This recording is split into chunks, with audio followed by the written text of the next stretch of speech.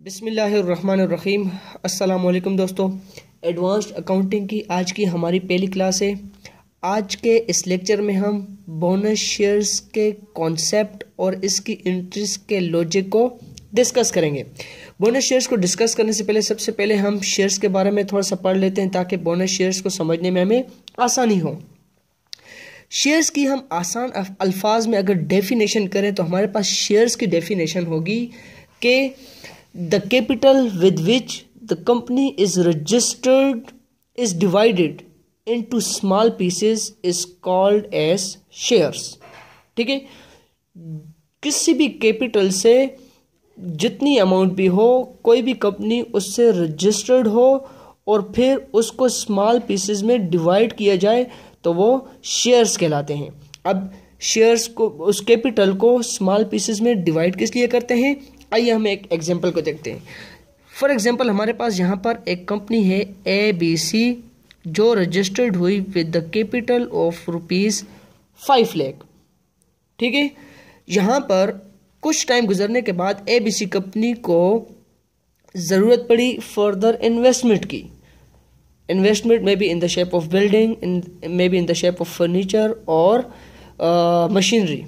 ठीक है, लेकिन ABC कंपनी के पास इतना फाइनेंस नहीं है कि वो इन्वेस्टमेंट कर सके। तो ऐसी सूरत में किसी भी कंपनी के पास या किसी भी बिजनेस के पास 2 ऑप्शंस होते हैं जिससे वो अपने पास फाइनेंस इकट्ठा कर सके।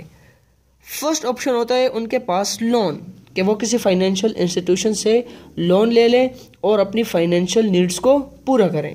या दूसरा उनके पास जो ऑप्शन होता है वो होता है शेयर्स, कि वो अपने बिजनेस के शेयर्स को जनरल पब्लिक पे सेल आउट करें, उनको अपने बिजनेस की ओनरशिप दें और उनसे जो अमाउंट मिलेगी, उनसे जो कैश मिलेगा, उसको अपने बिजनेस में इन्वेस्ट कर दें। तो आसान अल्फाज में मैंने आपको शेयर्स का बता दिया कि शेयर्स वो चीज़ होती है, वो पीस ऑफ पेपर होता है जो कैपिटल को डिवाइड करने से हासिल होता है। ठीक है, यहाँ पर एग्जांपल हम एक दूसरी भी ले लेते हैं। जैसे ABC कंपनी का कैपिटल है ₹5 लाख, इसको स्मॉल पीसेस में डिवाइड किया गया, फॉर एग्जांपल 5000, और पर शेयर की वैल्यू है ₹100। तो जितने भी शेयर होल्डर, जितने भी जनरल पब्लिक अगर एक शेयर लेंगे, ठीक है, तो वो कितना पे करेंगे, ₹100। अगर 2 शेयर्स परचेज करेंगे तो ₹200। और जो भी शेयर होल्डर इस शेयर को परचेज करेगा वो ABC कंपनी का क्या हो जाएगा, ओनर कहलाएगा। अब दूसरी बात मैं आपको इसमें बता दूं कि ABC कंपनी या कोई भी कंपनी जब शेयर्स इशू करती है तो शेयर होल्डर्स उस कंपनी के क्या कहलाते हैं, ओनर्स कहलाते हैं। मतलब ये हुआ कि जितना भी ABC कंपनी को प्रॉफिट होगा वो अपने शेयर होल्डर्स को उनकी शेयर्स के बिना पर क्या करेगी, डिविडेंड पे करेगी।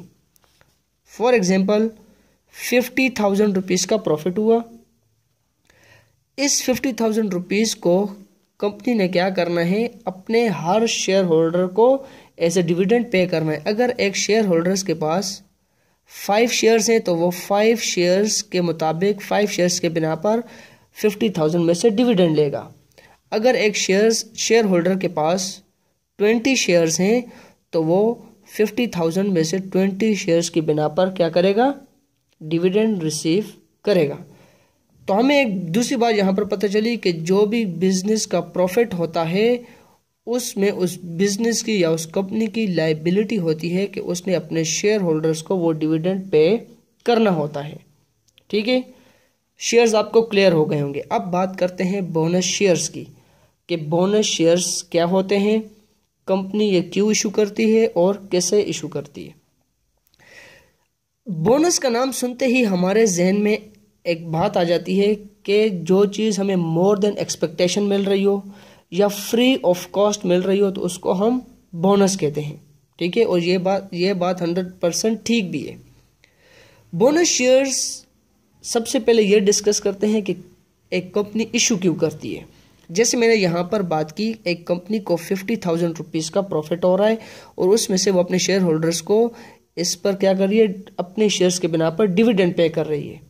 लेकिन कंपनी इस प्रॉफिट में से कुछ अमाउंट निकाल कर एज अ रिजर्व रख लेती है। फॉर एग्जाम्पल, इस 50,000 में से कंपनी क्या करेगी, 5,000 रुपीज़ एज अ रिजर्व रख लेगी ताकि फ्यूचर में अनएक्सपेक्टेड या अनसीन कोई इवेंट हो तो उसको वो आसानी से फेस कर सके।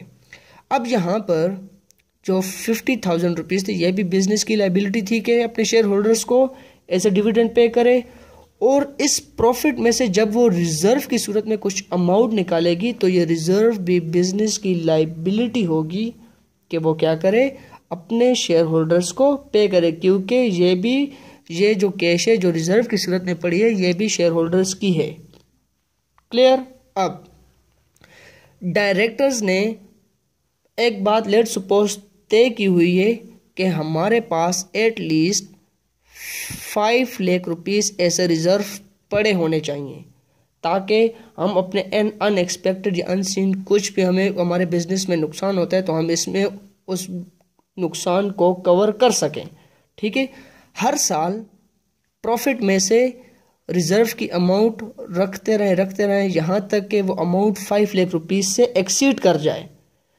तो ऐसी सूरत में बिजनेस को जो अमाउंट ज़रूरत नहीं होती, एक्सपेक्टेड से ज़्यादा अमाउंट उनके पास पड़ी होती है, तो वो क्या करते हैं कि उन्होंने अपने शेयर होल्डर्स को वो अमाउंट दे दी होती है, क्योंकि कंपनी की लाइबिलिटी होती है यहाँ पर। अब कंपनी नहीं चाहती कि जो अमाउंट उनके पास पड़ी हुई है एज अ रिजर्व वो शेयर होल्डर्स को कैश की सूरत में दें। कंपनी चाहती है कि उनके पास जो रिजर्व पड़ा हुआ है वो क्या हो जाए, उनके कैपिटल में कन्वर्ट हो जाए। तो जैसे मैंने यहाँ पर स्टार्ट में बात की कि जो रजिस्टर्ड कैपिटल होते हैं उसको स्मॉल पीसेस में डिवाइड किया जाता है, सेम इट इज़ जो रिजर्व होता है उसको भी स्मॉल पीसेस में डिवाइड किया जाता है। हर शेयर को एक फेस वैल्यू दी जाती है और हर शेयर होल्डर को उसके शेयर की बिना पर बोनस शेयर दिया जाता है। जैसे फॉर एग्जांपल अगर कंपनी अनाउंस कर दे कि जिसके पास क्या 2 शेयर्स होंगे उसको हम 1 शेयर देंगे, ठीक है, जिसके पास 5 शेयर्स होंगे उसको हम 3 बोनस शेयर्स देंगे। तो बोनस शेयर से हमें यह पता चला कि कंपनी अपने जो रिजर्व है, अपनी जो लाइबिलिटी है उसको डिक्रीज करने के लिए उस रिजर्व को बोनस शेयर्स की सूरत में अपने एग्जिस्टिंग शेयर होल्डर्स को क्या करती है, फ्री ऑफ कॉस्ट देती है। क्लियर। अब यहाँ पर बात करते हैं कि जब कंपनी ये डिक्लेयर करेगी कि मैंने अपने एग्जिस्टिंग शेयर होल्डर्स को बोनस शेयर्स देने हैं तो इसको हमने जनरल में कैसे रिकॉर्ड करना है। यहाँ पर मैं जल्दी से एक फॉर्मेट बना लेता हूँ जनरल का।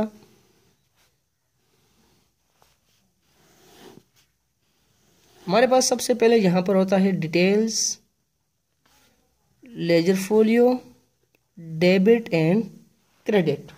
ठीक है, फॉर एग्जांपल कंपनी ने यहाँ पर अनाउंस किया कि मैंने 3000 बोनस शेयर्स इशू करने हैं और हर शेयर की प्राइस होगी 100 रुपीज़।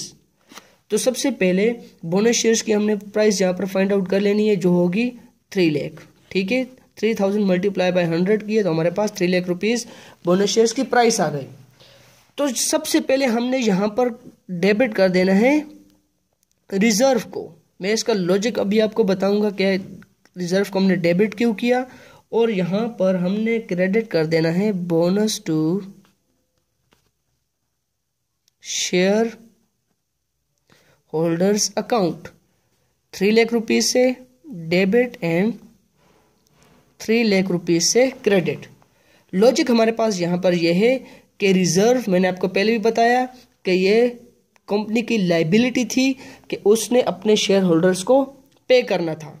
तो यहाँ पर कंपनी की लाइबिलिटी जो है वो क्या हो रही है, डिक्रीज हो रही है। तो एज पर अकाउंटिंग रूल्स हम कहते हैं कि लाइबिलिटीज जब डिक्रीज होती हैं तो डेबिट हो जाती हैं। ठीक है, अभी यहाँ पर कंपनी ने बोनस शेयर्स इशू किए नहीं हैं, दूसरी जो बात है हमारे पास यहाँ पर bonus to share holders account.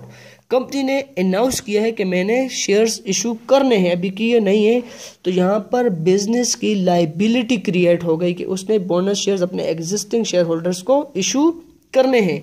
तो लाइबिलिटी जब इंक्रीज होती है तो उसको क्या कर देते हैं, क्रेडिट कर देते हैं। नरेशन यहाँ पर हमने लिख देनी है being the bonus declared, being the bonus declared. अब सेकंड एंट्री हमारे पास होगी जब ये कंपनी अपने बोनस शेयर्स इशू करेगी एग्जिस्टिंग शेयर होल्डर्स को, तो bonus to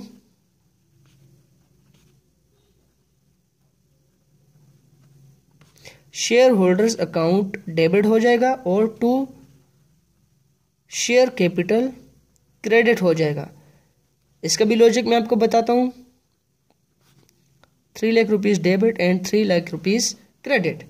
bonus to share holders account debit इसलिए किया क्योंकि यहां पर कंपनी की जो लाइबिलिटी थी वो डिक्रीज हो गई, यहां पर लाइबिलिटी इंक्रीज हो गई थी कि उसने बोनस शेयर्स उनको देने थे और यहां पर उस कंपनी ने अपने एग्जिस्टिंग शेयर होल्डर्स को बोनस शेयर्स दे दिए, तो लाइबिलिटी डिक्रीज हो गई। और as per accounting rules liabilities जब डिक्रीज होती हैं तो डेबिट हो जाती हैं। और शेयर टू कैपिटल अकाउंट को हमने क्रेडिट इसलिए किया क्योंकि ये रिजर्व क्या हुआ, कैपिटल में कन्वर्ट हो गया। और as per accounting rules capital जब इंक्रीज होता है तो क्रेडिट हो जाता है, ठीक है। और यहां पर इसकी हमने नरेशन लिखनी है being the bonus shares issued. तो हमारे पास यहां पर जस्ट ये 2 एंट्रीज आती हैं। सबसे पहली एंट्री हमारे पास डिक्लेरेशन ऑफ बोनस शेयर्स और दूसरी हमारे पास इशूड ऑफ बोनस शेयर्स की एंट्रीज होंगी। तो उम्मीद है आपको बोनस शेयर्स का कॉन्सेप्ट क्लियर हो गया होगा और आपको इसकी एंट्रीज का लॉजिक भी क्लियर हो गया होगा। इंशाल्लाह नेक्स्ट लेक्चर्स में हमने बोनस शेयर्स के क्वेश्चंस को सॉल्व करना है। तो अगर आपने हमारे चैनल को सब्सक्राइब नहीं किया हो तो आप हमारे चैनल को सब्सक्राइब कर दें। इंशाल्लाह मिलते हैं एक न्यू टॉपिक के साथ। अल्लाह हाफिज़।